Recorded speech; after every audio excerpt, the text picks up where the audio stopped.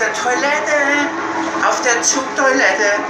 Ich habe hier immer meine Bio-Magermilch dabei, nicht homogenisiert, denn ich will ja nicht das Homogen bekommen, und auch pasteurisiert, aber nicht ultra hoch erhitzt.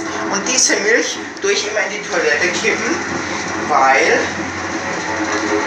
da tut sie gut aufschäumen. Dann ein bisschen Kaffeepulver dazu und dann mit dem Strohhalm ausschlürfen. Das ist optimal.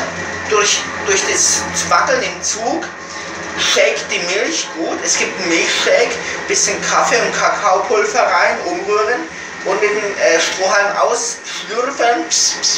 Das schmeckt super gut. Und es ist hygienisch. Die paar Bakterien, die hier vielleicht drin sind, die stärken doch nur das Immunsystem. Man muss halt vorher spülen mal, bevor man sich hier drin seinen Reise, Milch, Kakaoshake, Kaffee-Drink zubereitet.